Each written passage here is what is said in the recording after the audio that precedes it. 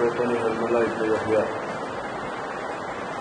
وہ اپنے سند سے روایت کرتے ہیں علی بن شہاب رضی اللہ تعالیٰ عنہ المطعی قال اخبرني سعید بن المسیب عن ابیہ، کہ حضرت سعید رضی اللہ تعالیٰ عنہ اپنے والد بن مسیب سے روایت کرتے ہیں، جناب ابو طالب آپ علیہ السلام کے چچا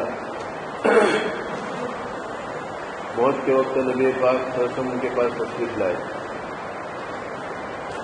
اور ابھی ایسا لگتا تھا آثار سے کہ وفات پا جائیں گے، سکرات کی حالت نہیں تھی، سکرات کی حالت سے پہلے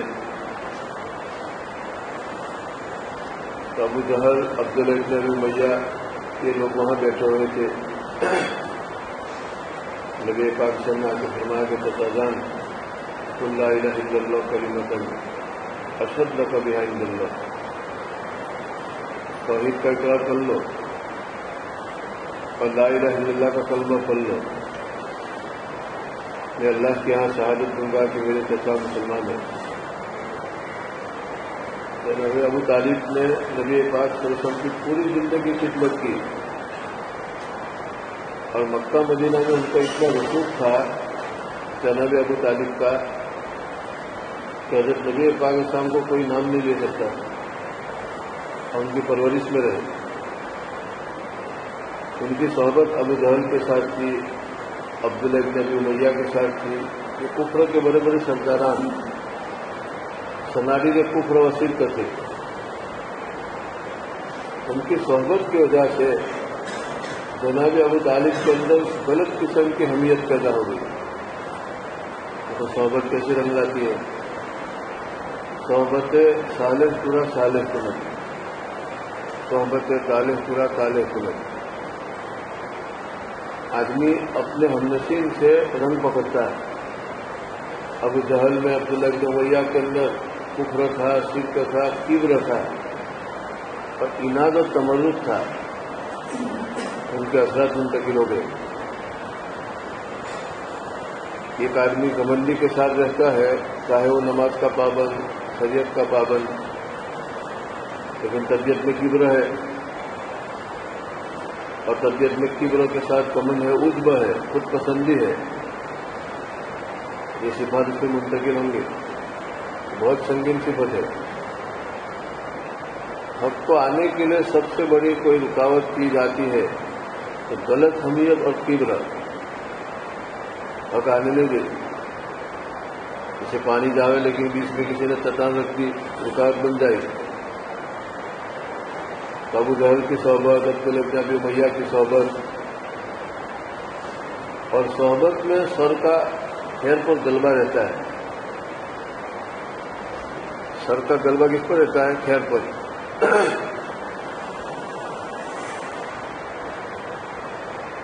گنا کے کھیت کے اندر ایک آدمی پھول سے بانس کا ایک تھوڑا سا بیج ڈال دے، اتنا ٹکڑا، تو پوری گنا کے اوپر حکومت بانس کی ہوگی، کتنی اونچائی پر ہوگا وہ؟ اگر پھول سے بانس کا کوئی بیج گر گیا تو گنا کے کھیت کے اندر گنا سے اونچا بانس حکومت کرے گا۔ نہیں سمجھو کمال دیجیے، اس کو کوئی کمال بھی نہیں۔ اب گنا کا ایک ٹکڑا لے کے مشین میں رکھو تو پیالہ بن جائے رس سے، شربت سے، تو کتنی چیزیں بنتی ہیں، کمالات ہی کمالات، شربت بنے، شکر بنے، مٹھائی بنے۔ لیکن بانس کے ٹکڑے کو آپ مشین میں رکھو تو خالی آواز آئے گی، رس نہیں نکلے گا۔ لیکن حکومت کون کرتا ہے؟ بانس۔ سر کا خیر پر غلبہ رہتا ہے۔ صحبت کے اندر عام طور پر سر گالی باتی کس پر؟ خیر پر، کیونکہ نفس اندر ہے، وہ شریر ہے، تو نفس کھینچ کے لے جائے۔ ان النفس لامارۃ بالسوء، یہ سب سے زیادہ مؤثر کوئی چیز ہے تو صحبت۔ نبی پاک علیہ السلام کی صحبت صحابہ کو میسر ہوئی تو کیسے بنے؟ ان کا نام ہے صحابہ۔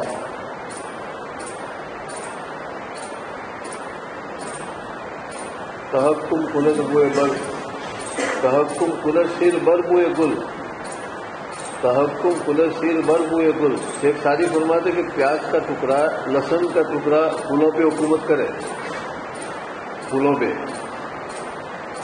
گلاب کے اور موگرا کے بہت سارے پھول لا کے رکھے ہیں. کوئی آدمی پیاز کا ٹکڑا کاٹ کے رکھ دے, 10 منٹ کے بعد پیاز کی بو آئے گی, لوگ کہیں گے کہ پیاز کی بو آ رہی ہے, تو کون حکومت کرتا ہے؟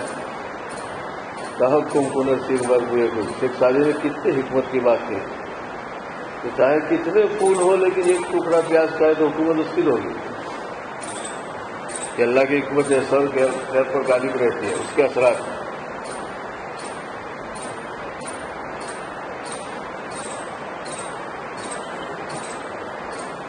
اگر سارنگی بجتے اس کی آواز بہت میٹھی میٹھی میٹھی, لیکن ایک ڈھولی آ جائے ڈھول بجاتا بجاتا, ڈھول کی آواز سب پہ غالب آئے, کیونکہ ڈھول پول ہے, کوئی کمال نہیں, تو تھوڑا اندر کچھ نہیں, پولا ہی پولا. تو حضرت نبی پاک علیہ السلام کے چچا خون کا رشتہ اللہ کے رسول کے ساتھ, ہستی کا رشتہ, ابو جہل عبداللہ ابن امیہ, اس کی طبیعت میں کبر تھا, اناد تھا, گھمنڈ کے ہم سردار, ہم کسی کے نیچے نہ رہے, ہم سب ہمارے اوپر رہے, ہم سب کے اوپر رہے. یہ صحبت نے جناب ابو طالب میں یہ رنگ پیدا کیا کہ میں بھتیجے کے دن پہ مروں, یہ تو کاکا چچا, یہ نہیں ہو سکتا ہے. الحمد للہ ہدایت نہیں ملی. بنفس نفیس سارے علیہ السلام تلقین فرما رہے, چچا جان کلمہ پڑھ لو, اسد کا عند اللہ, اللہ کی ہمیں گواہی دوں گا. دیکھو ایمان کا مسئلہ کتنا سنگین. اس لیے ایمان کے اوپر تھوڑی تھوڑی دیر میں شکر کرنا چاہے. الحمدللہ الذی ہدانا لہذا وما كنا لنهتدی لولا ان هدانا اللہ. اللہ جب چاہے چھین سکتا ہے. ایک آدمی کی صحت اس کے قبضے میں نہیں, جب چاہے اللہ کھینچ لے. سب سے بڑی صحت روحانی صحت ہے, ایمان عمل صالح کی توفیق.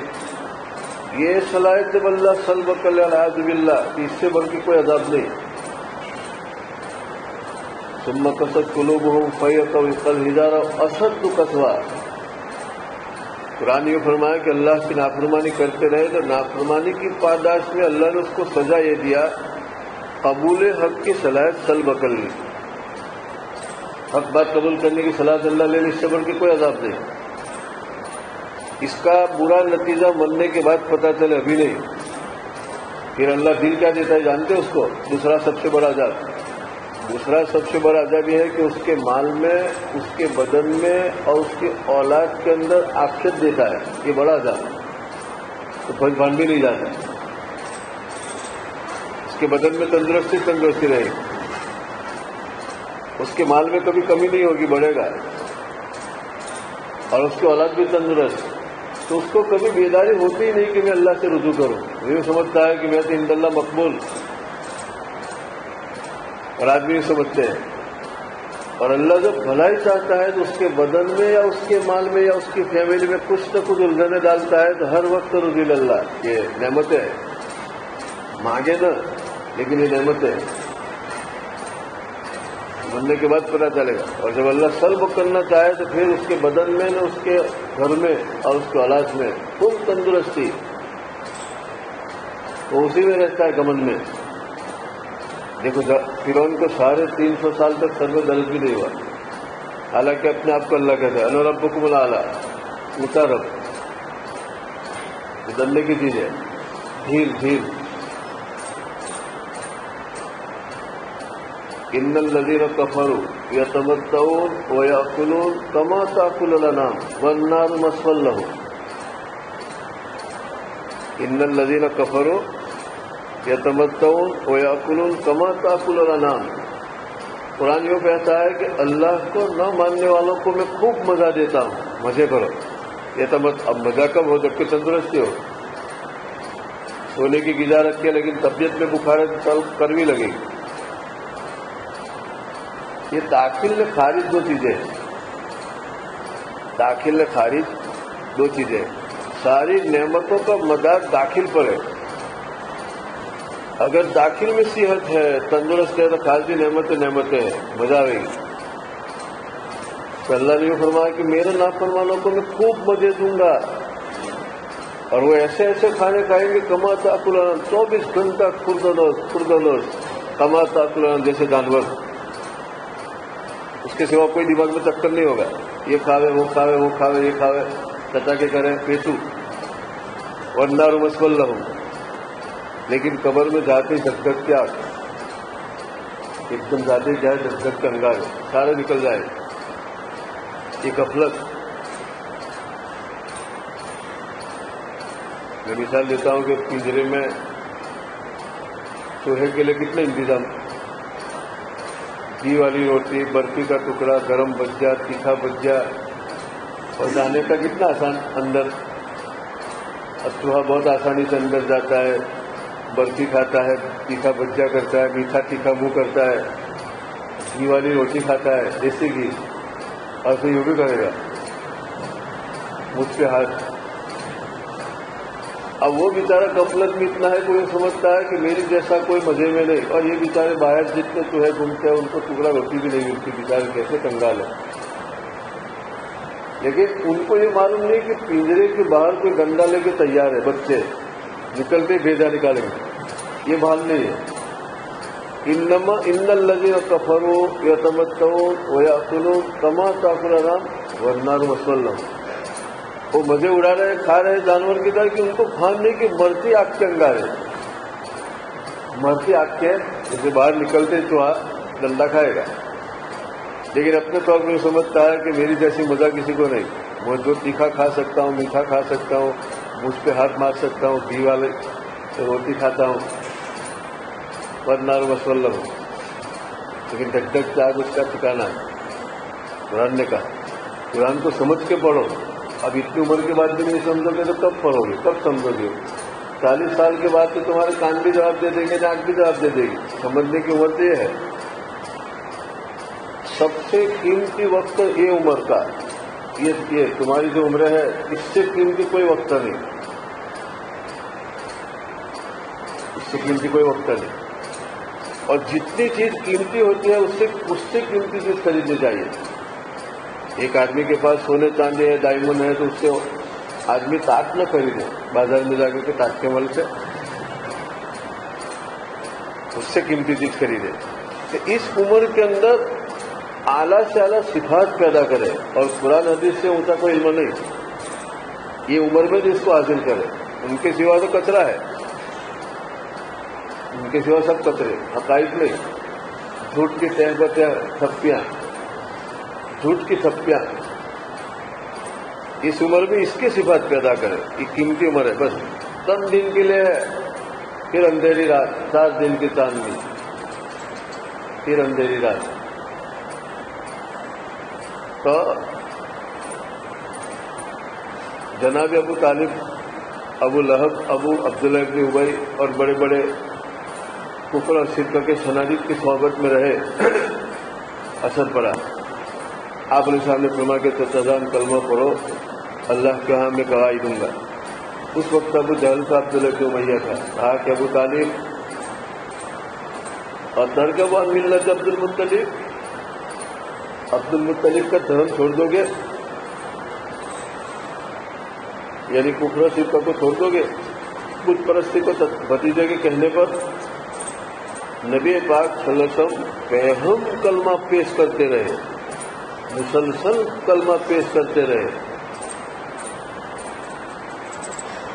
اخیر میں ابو طالب نے کہا علی ملت عبد المطلب، میں عبد المطلب کے دھرم پہ مرتا ہوں۔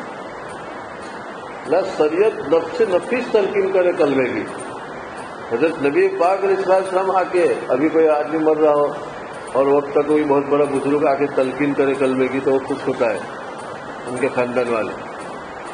داخل کے اندر رکاوٹ ہے قبول حق کی، تو پیغمبر بھی اس کو کلمہ نہیں پڑھا سکتا۔ مسلم شریف کی روایت، بخاری شریف میں بھی آ گئی، اندر داخل میں جب یہ تھا رکاوٹ داخل میں، تو سارے علیہ السلام پر نفس نفیس کلمے کی تلقین کر رہے ہیں کہ قولوا لا الہ الا اللہ، قولوا لا الہ الا اللہ، نہیں پڑھا۔ یہ ہدایت کا، ایمان کا مسئلہ اتنا سنگین کہ آدمی دین میں کئی دفعہ اس بات پر شکر کرے کہ اللہ تیرا شکر ہے کہ ایمان کی دولت سے نوازا، عمل صالح کا بھان دیا، اس پر شکر کرے، وہ نعمت باقی رہے۔ اور کوئی یوں سمجھے کہ نہیں میں تو خود ہوں، یہ غفلت ہے۔ آدمی ہر وقت ڈرتا ہے. ایمان بین الخوف والرجا. کب جس اللہ کے ایمان ہدایت دیتے آتا ہے اس کو چھلب کرتے بھی آتا ہے. ایک زمانہ تھا جنگل کی جنگلی قوم تاتاری، جن کو یہ بھی بھان نہیں کہ اللہ کون ہے، رسول کون ہے، علم کیا.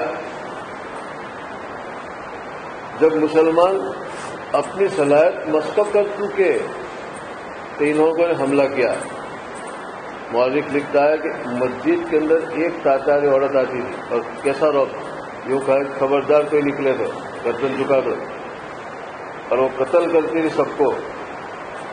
اور خون میں اتنے تھے پیر میں، مسجد سے خون کے اندر باہر آتی تھی، رعب طاری کرتی، سب کو صاف کر دیا. یستبدل قوما غیرکم لا یکونوا امثالکم. اللہ نے یہ فرمایا کہ سمجھ لو اگر تم نے میرے دین کی قدر نہیں کی، یستبدل قوما غیرکم، تو میں دوسری قوم پیدا کروں گا، تم کو صاف کر دوں گا. لا یکونوا امثالکم، تم سے اچھی ہوگی. اللہ کو کسی سے کوئی رشتے داری. ہم نے مسجد کا ادب نہیں کیا تو ایسی قوم پیدا کروں گا کہ تم کو مارے گی اور وہ مسجد کا ادب کرے گی. حق سبحانہ و تعالیٰ کی شان استغنا جو ہے، اللہ غنی ہے، غنی الاغنیاء، اس کا بھی استجاب ہے. اللہ جیسے رحیم ہے، کریم ہے، غفار ہے، غنی الاغنیاء بھی ہے. شان صفت استغنا اللہ کی صفت ہے، غنی. اللہ کی کسی خود پر ہی نہیں. جب ایک چھوٹا سا آدمی مستغنی ہے تو اللہ کو استغنا نہیں. دیکھو اللہ پاک نے نبی پاک صلی اللہ علیہ وسلم کیوں فرمایا تھا کہ میں آپ کی مدد کروں گا، وعدہ دیا. اللہ وعدے کا جھوٹا تو نہیں. لیکن قرآن کریم میں ہے کہ وَالزُّلْزِلُوا حَتَّى يَقُولَ الرَّسُولُ مَتَى نَصْرُ اللَّهِ. اس غزوے میں ایسے جرجرائے، اتنی کڑا امتحان ہوا صحابہ کا نبی کا. حتیٰ یقول رسول، نبی یہ کہنے لگے کہ مدد نہ جلنے آتی، متى نصر اللہ. تو کیا اللہ کے رسول کو اللہ کے وعدے پر یقین نہیں تھا؟ یقین تو تھا، لیکن نبی پر کبھی کبھی شان استغنا کا غلبہ ہوتا ہے کہ اللہ تو غنی ہے، اگر وہ وعدہ کر کے بھی پورا نہ کرے تو اس کے اوپر کوئی طاقت تھوڑی ہے کہ اس کو مجبور کرے. یہ کبھی نبی پر طاری ہوتا ہے شان استغنا، کہ بھلے میں نبی ہوں نے بھلے مجھ کو وعدہ کیا اور مخالف نہیں کریں گے، لیکن اللہ غنی الاغنیاء ہے. تو کبھی اس صفت کا استجار ہوا تو کیا بولے؟ حتیٰ یقول رسول متى نصر اللہ. رسول بھی بولتے ہیں کہ مدد کا آتی نہیں. کبھی آدمی پہ اعتراض ہوتا ہے کہ رسولوں کے بھروسہ نہیں تھا. ایسا نہیں، رسول کو جتنی معرفت اللہ کی ہوتی ہے کسی کو نہیں. تو صفت استغنا، غنی ہونا اللہ کا، بے نیاز ہونا، کہ اللہ بے نیاز، اللہ صمد ہے، غنی ہے، اس صفت کا غلبہ. اس سے یہ کہا کہ متى نصر اللہ.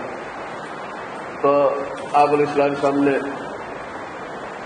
تلقین فرمائی، لیکن اخیر میں کہہ دیا کہ عبد المطلب کے دھرم پر مرتا.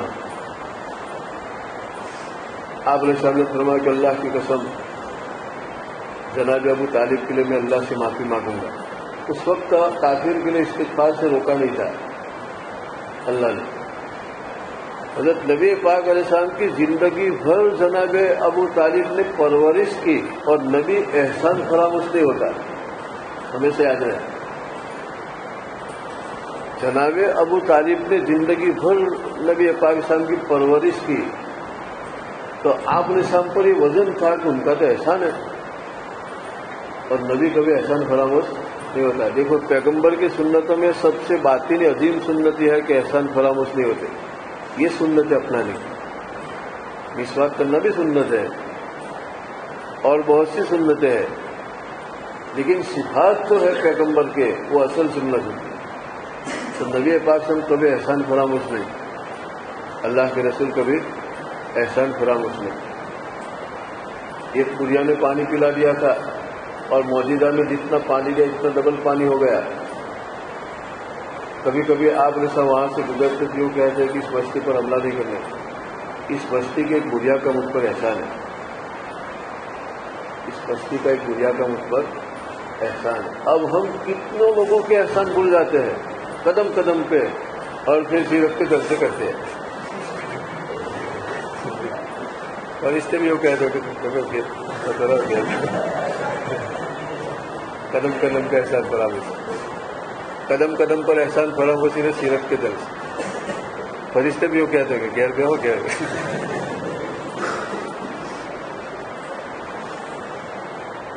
نبی کبھی غدار نہیں ہوتا.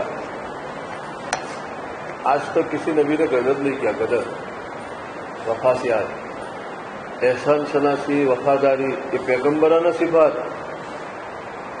اور جو آدمی احسان فراموش ہے اور جو آدمی وفا کے بجائے غدار ہے وہ اپنی نظروں سے بھی گر جاتا ہے، کسی کی نہیں، خود کے نزدیک بھی ذلیل لگتا ہے. وہ نیچ چھوٹ ہو. یہ دو چیزیں ایسے ہیں کہ آدمی کو نیچ کر دے. کل انام بل بدل. ایک کتے کو بھی آپ روٹی کا ٹکڑا ڈالو گے تو تمہارے در پہ اس طرح سے دم ہلا کے چوکی کرے گا. 24 گھنٹے میں اتنا ٹکڑا ڈالا کتے نے، لیکن وہ سمجھتا ہے کہ نہیں، میں نے مالک کی روٹی کھائی، میرے پیٹ میں اس کی روٹی ہے. کل انام بل بدل. اور انسان جب اپنے کو بھولتا ہے، اپنی قیمت کو کھوتا ہے، کل انام بل بدل ثم رددنا اسفل سافلین. جانور سے بھی بے قیمت. وَلَقَدْ خَلَقْنَا الْإِنسَانَ فِي أَحْسَنِ تَقْوِيمٍ. بہت اونچا انسان. لیکن جب انسان خدا کو بھولتا ہے تو اللہ اس کو بھلا دیتا ہے. وَلَا تَكُونُوا كَالَّذِينَ نَسُوا اللَّهَ. اور ایسے مت بنو جو اللہ کو بھول گئے. فَأَنسَاهُمْ أَنفُسَهُمْ. تو اللہ نے خود کی قیمت بھی ان کو بھلا دی. پھر اپنی قیمت نہیں سمجھتا، وہ بھلا دیتا. اللہ عذاب ہے. خدا فراموشی کی سزا خود فراموشی. خدا فراموشی کی سزا خود فراموشی. اللہ خود کو بھلا دے گا. اب اس کی قیمت سمجھے گا نہیں. قدم قدم پہ جھوٹ بولے گا، خیانت کرے گا، احسان فراموشی کرے گا، غداری کرے گا. وہ اپنی قیمت نہیں سمجھتا کبھی بھی نہیں. ایک آدمی 100 روپے کا دستی رومال لاتا ہے اور اس کی قیمت سمجھا کے تو چہرہ جو اشرف لا ہے اس کو پوچھنے کے لیے اتنی قیمت سمجھ گیا ہے، اس سے کبھی پاخانہ صاف نہیں کرے گا. ٹوائلٹ میں جا کے پانی نہیں ہے رومال سے اس کی قیمت سمجھتا ہے. ہاں، اس کی قیمت نہ سمجھے تو پیشاب پاخانہ بھی صاف کرے گا. ایک آدمی کو اللہ اس کی خود کی قیمت بھلا دے تو جھوٹ بولے گا، خیانت کرے گا، غیبت کرے گا، چغلی کرے گا، حسد کرے گا، ایسی حرکتیں کرے گا، کیونکہ اللہ نے اس کی قیمت اس کو بلا دی. وَلَا تَكُونُوا كَالَّذِينَ نَسُوا اللَّهَ فَأَنسَاهُمْ أَنفُسَهُمْ. یہ اللہ نے بلا دیا. نبی پاک صلی اللہ علیہ وسلم نے فرمایا کہ خدا کی قسم ستا کے لیے استغفار کروں گا تو کوئی احسان سنا نبی. اس کے بعد اللہ کی طرف سے حکم آیا ما كان للنبي والذين آمنوا ان يستغفروا للمشركين ولو كانوا اولي قربى. دیکھو کفر اور شرک کتنا سنگین گناہ ہے. اللہ نے پیغمبر کو ہدایت فرمائی کہ نبی کے لیے اور اہل ایمان کے لیے جائز نہیں ہے کہ مشرکوں کے لیے استغفار کرے اگرچہ ان کے رشتہ دار ہوں. ولو كانوا اولي، ان کے چچا تھے. اور اللہ کے رسول کی ادائے اللہ کو کتنی پسند، کیا چچا تھے اور احسان تھے ان کا، اس لیے ان کے لیے استغفار کرنے لگے. تو اولی القربا کے اللہ نے کہا رشتے دار کے لیے بھی کیا ہے، اپنا رشتے دار تو اب استغفار نہ کر، ان کے لیے ہدایت کی دعا مانگے لیکن معافی کی دعا نہ مانگے. من بعد ما تبین لهم انهم اصحاب الجحیم. جب ان کا جہنمی ہونا ثابت ہو گیا کفر پہ موت کی وجہ سے، اب استغفار نہ کرے. اب کفر اور شرک کا کتنا سنگین گناہ، بہت سنگین گناہ ہے. اس لیے آدمی عمل میں خفی شرک بھی نہ کرے. ایک تو جلی شرک اور ایک خفی شرک. ایک آدمی کو 1 کروڑواں وہم ہے کہ اس کو ایک سنگین بیماری ہوگی، کینسر، 1 کروڑواں، تو بھی گھبرا جائے گا. یوگا کہ 1 کروڑواں بہت زیادہ نہیں، 1 جمسا کا بھی کیا ہے 50واں حصہ ہے، تو ابھی گھبرا جائے گا کہ بڑھے تو دھیرے دھیرے. تو ایک تو اسپشٹ تو کیا ہے شرک ہے، مندر میں جا کے پتھر کی مورت کے سامنے یوں کرے، اور ایک نماز پڑھے کسی کو خوش کرنے کے لیے، صدقہ دے تاکہ کوئی سخی کہے، اللہ کی رضا میں دوسروں کی رضا کو شامل کرے، اللہ کے ساتھ استعانت میں دوسروں کو شریک کرے، اللہ کی صفات میں دوسروں کو شریک کرے، چاہے مسلمان ہے. لیکن اس کے اندر شرک کا صاحبہ تو آ گیا، بیماری، یہ سنگین بیماری. فی قلوبہم مرض فزادہم اللہ مرضا. اللہ نے فرمایا کہ جو اللہ کو نہیں مانتے تھے، اللہ کے ساتھ شرک کرتے، ان کے دل میں روگ تھا، اور یہ روگ اور بڑھا. یہ لوگ تو ریاکاری کرتے کرتے کرتے یہ بھی خطرہ ہے کہ سلب ہو جائے ایمان، اللہ کو غصہ آئے کہ یہ تو میرے لیے کبھی نہیں کیا اس نے، آپ ہمارے کیسے کوئی ڈال رکھتے ہیں. ایک آدمی ایسا بولتا ہے کبھی کہ ہمارے لیے اس نے کچھ نہیں کیا آج تک. اس لیے صدق سے بچے اور ریاکاری سے بچے. جب آدمی اس کے دل سے ریا نکل جاتی ہے اور کسی کی کوئی پرواہ نہیں، کوئی تعریف کرے تو کیا نہیں، برائی کرے تو کیا، تو نقد حق سبحانہ و تعالیٰ انعام دیتا ہے کہ اس کے سینے میں استغنا بڑھتا ہے. کسیرا با کسے کارے نباز، اس کو کسی سے کوئی پڑی نہیں، دنیا میں جانے سے پہلے جنت ملے گی. کسیرا با کسے کارے نباز، اس کو کسی سے کوئی مطلب نہیں، کیونکہ میں کسی کے لیے کیا کرتا ہوں کہ اس سے مطلب رکھوں. ثانی استغنا پیدا ہوگا، اور جب وہ ہوگا تو الجھنیں پیدا ہوگی. الجھنیں قدم قدم کی الجھنیں، کہ ایسا کیوں جیوے کہ الجھنیں ہو، جی تو ایسا جی کہ الجھن نہ ہو، سکون ہو، چین ہو، ٹھنڈک ہو، استغنا ہو. اللہ پاک نے اس کے بعد بھی فرمایا انک لا تہدی من احببت، اے محمد ہدایت تو میرے ہاتھ میں، ہوا اللہ کے ہاتھ میں، پانی اللہ کے ہاتھ میں. ان اصبح ماؤکم غورا فمن یاتکم بماء معین، اگر میں چاہوں اور پانی نیچے اتارتا جاؤں، کوئی اوپر سے بور کرے تو میں نیچے اتارتا جاؤں. یہ ہے کوئی مائی کا لال؟ قرآن کہتا ہے کہ پانی کو اوپر لاوے. افرأیتم الماء الذی تشربون انتم انزلتموہ من المزن ام نحن المنزلون، جس پانی کو گٹ گٹ پیتے ہو اللہ کہتا ہے کہ اس کو میں اوپر سے اتارتا ہوں کہ تم. تو جیسے پانی اللہ کے قبضے میں، ہوا اللہ کے کنٹرول میں، ہدایت بھی اللہ نے اپنے کنٹرول میں رکھی ہے. اس میں ایٹھے نا گھبرا گئے کہ باقی رہے نعمت. ایک آدمی کے پاس بہت قیمتی ہیرا ہے تو گھبراتا ہے سفر میں، تھیلے اپنے پاس ہی پاس رکھتا ہے، اور اتنی گھبراہٹ ہوتی ہے کہ کسی چور ڈاکو کو پتہ چل گیا تو لوٹ لے گا، تو پتہ بھی نہیں چلنے دیتا ہے، چھپا چھپا کے رکھ. اس سے قیمتی ایمان کا ہیرا، اس کو جنت ملے گی، اس کو حفاظت سے رکھنے، شیطان چھین نہ لے.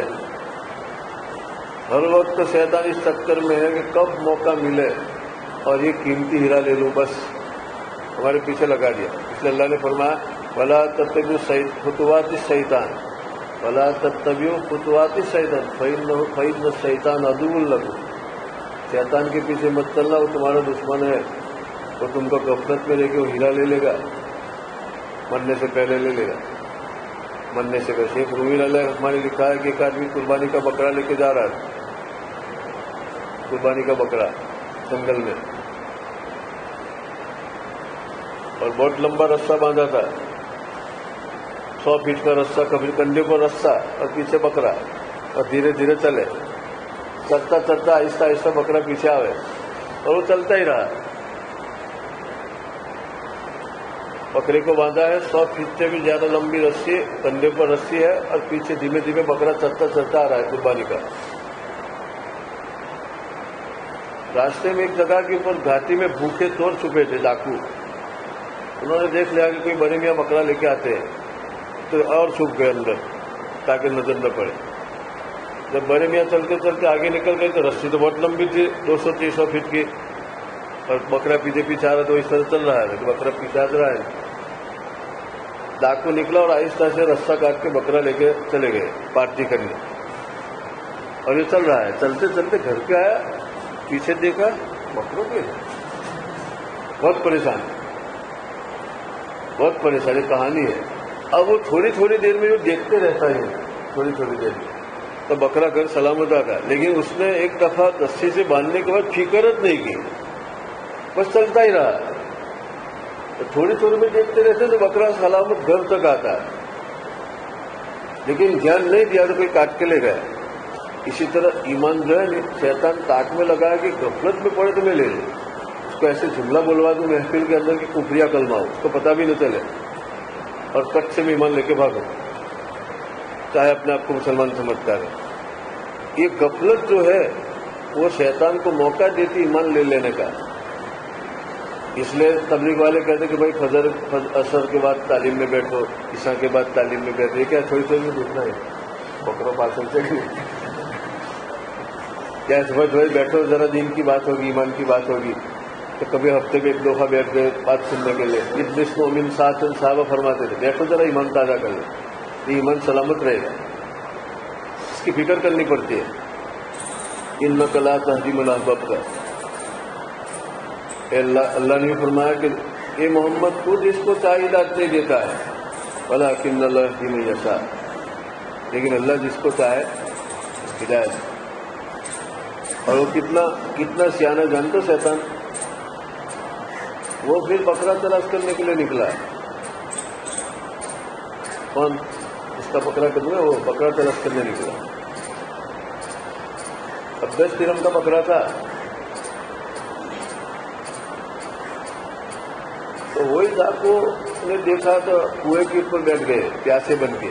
ان کو معلوم نہیں کہ وہی ڈاکو ہے جو بکرا لے گئے. ان کے ہاتھ میں تھیلی تھی. ڈاکو کو پتا تھا کہ تھیلی میں کچھ پیسے لگتے ہیں. وہاں پہنچ گئے.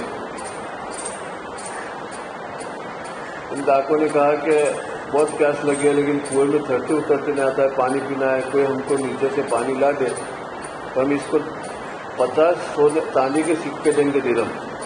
بکرا والا نہیں سمجھا کہ مجھے تو کنویں میں چڑھتے اترتے آتا جائے. چلو میرے 10 روپے کا بکرا گیا ہے تو جی کو اللہ مجھے 50 دے رہے. تو جلدی جلدی کپڑے نکالے اور تھیلی رکھ کر نیچے اترا کنویں میں. انہوں نے جو کہا کہ پانی پینا ہے تو مجھے تو چڑھتے اترتے آتا ہے. وہ نیچے اترا، 2 رستہ تھا نہیں پانی لے. تو ڈاکو جلدی سے ان کے کپڑے بھی تھیلی میں بن لے. تو وہ تھیلی رکھی تھی وہی فرار ہو گئے. اوپر آ کے دیکھتا ہے کہ میرے کپڑے کہاں؟ گھر پہ ننگا ہے. اسی طرح شیطان کچھ چھوڑنا نہیں چاہتا ہے، نہ ایمان چھوڑے، نہ تقویٰ چھوڑے، نہ عمل چھوڑے. ایک دم ننگا اللہ کے پاس پہنچا دے. پھر قبر میں جانے کے بعد دائیں بائیں دیکھتا ہے کہ جب نکیر منکر پوچھیں گے کہ مل ایمان وما ربک وما دینک، تو اپنا ایمان ڈھونڈے گا جیسے وہ بکرا ڈھونڈتا تھا اس طرح ایمان ڈھونڈے. پھر دیکھا گیا کہ تو کوئی عمل بھی نہیں، ایک دم ننگا ہو. یہ کہانی سچی ہے، قرآن میں حدیث میں ایسا ہے. ولکن اللہ یہدی من یشاء، اللہ جس کو چاہے ہدایت دے. وہو اعلم بالمہتدین، اللہ کے علم میں ہے کون راہ یافتہ ہے. راہ مانے راستہ. کون ہدایت یافتہ ہے کون جانتا ہے؟ اللہ. یا کس کو ہدایت ملنی چاہے وہ اللہ ہی جانتا ہے، سب نہیں جانتے ہیں. یہاں ایک چھوٹا سا اعتراض ہوتا ہے کہ انبیاء علیہ السلام دنیا میں تشریف لاتے ہیں تو منصب ہدایت پر آتے ہیں. اور منصب ہدایت کا مطلب یہ ہے کہ ان کا کامت ہدایت دینا. نبی کا منصبت کیا؟ ڈگری ہدایت دینا. اب اللہ نے جو فرمایا کہ انک لا تہدی، اور ایک کتاب محمد علیہ السلام کو ہے کہ محمد آپ جس کو چاہے ہدایت نہیں دے سکتے ہو. تو حضرت نبی پاک علیہ السلام تو خاتم الانبیاء ہے منصب ہدایت پر. اور ایک سیکنڈ کے لیے بھی منصب ہدایت کا پیغمبر سے الگ نہیں ہوتا. سوال سمجھ گئے؟ اللہ نے جو فرمایا کہ انک لا تہدی، ہدایت کی نفی فرمائی کہ محمد تو جس کو چاہے ہدایت نہیں دیتا ہے. یہ مقدمہ ایک. دوسرا مقدمہ ہے کہ پیغمبر دنیا میں آتے ہیں تو منصب ہدایت پر آتے ہیں. اور منصب مانے ڈگری، یعنی ہدایت کی ڈگری تھوڑی دیر کے لیے بھی الگ نہیں ہوتی. یہ تو بالکل مسلم عقیدہ ہے کہ پیغمبر منصب ہدایت پر ہے. اور قرآن کریم کی آیت کیا ہے کہ انک لا تہدی، ہدایت کی نفی. ایک طرف عقیدہ پیغمبر کے بابت کے پیغمبر تو حاجی ہے، اس لیے تو کوئی سپنے میں اللہ کے رسول کو دیکھے تو آپ خود دیکھے، کیونکہ آپ تو پیکر ہدایت، شیطان آپ کی شکل میں متشکل نہیں ہو سکتا ہے. پھر نفی کیسے کی؟ انک لا تہدی، اے محمد آپ جس کو چاہے ہدایت نہیں دے سکتے. چھوٹا سا اعتراض ہے، بہت بڑا یہ اعتراض نہیں ہے. آپ کے پاس جواب ہے اس کا؟ جواب ہو تو سبق چلاؤ. نہیں مفت کے علم لینا ہے، مطالعہ ہی نہیں کرتے. بولو محنت کرو، تیار علم.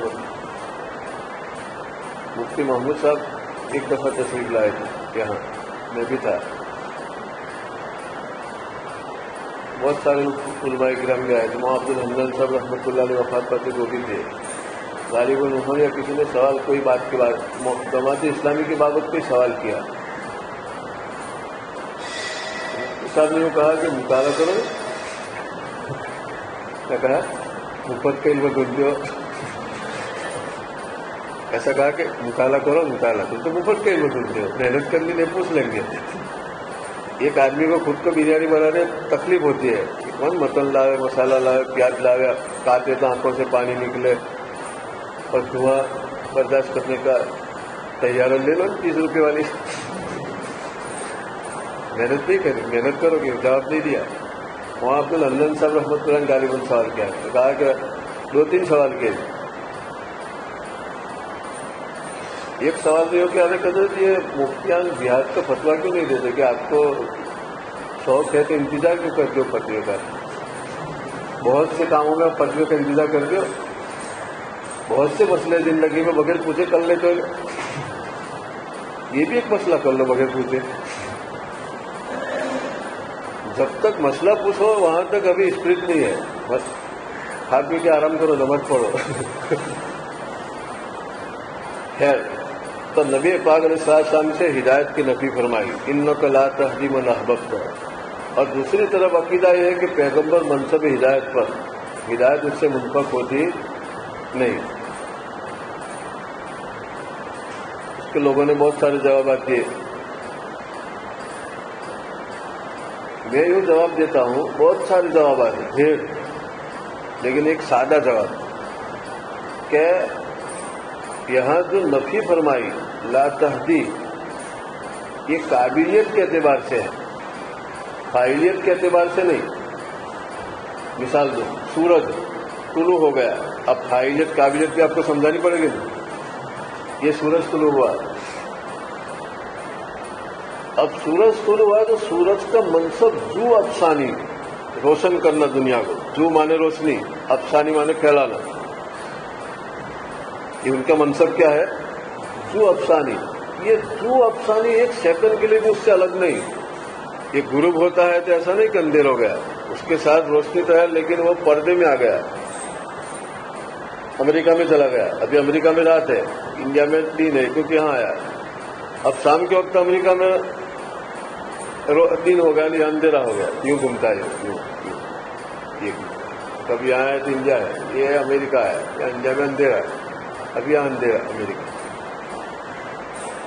تو نفی جو فرمائی ہے، جب سورج طلوع ہوتا ہے تو اس کا منصب کیا ہے، جو افسانی، اور دنیا کی جتنی چیزیں ہیں وہ قابل روشنی قبول کرے، تو کسی میں قبول کرنے کی صلاحیت ہے، کسی میں نہیں ہے۔ اب آئینہ کسی نے یوں رکھ دیا، تو آئینے میں قابلیت اتنی زبردست ہے کہ وہ صورت بن گیا، وہ جس کو یوں کرے یوں کرنا پڑے۔ لیکن روٹی پکانے کا جو کالا توا ہے، روٹی پکا، اس کو کوئی پکڑ کے سورج کے سامنے یوں کرے گا، اس میں قابلیت نہیں ہے روشن ہونے کی، تو اس میں سورج کا قصور کے توے کا قصور۔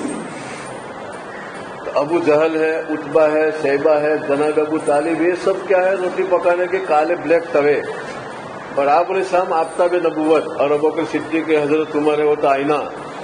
تو یہاں اللہ کے رسول تو اپنی روشنی پر ہے ہدایت کی، یہ جو فرق ہے، نفیاں ہے، وہ کس کی ہے، قابلیتوں کی ہے۔ یہ آخری جواب، ورنہ بہت سارے جوابات ہیں۔